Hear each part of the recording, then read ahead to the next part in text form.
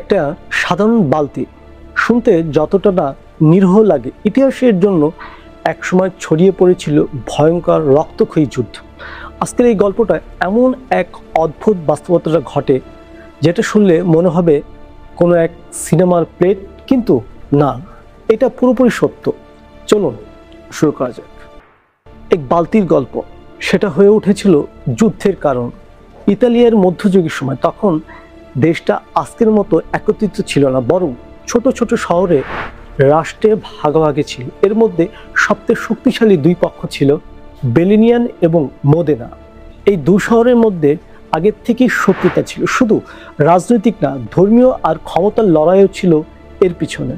Bologna ছিল পোপের পক্ষে, গিবেল ইনস, আর মোদেনা ছিল সম্রাটের পক্ষে, গুয়েলফ। অর্থাৎ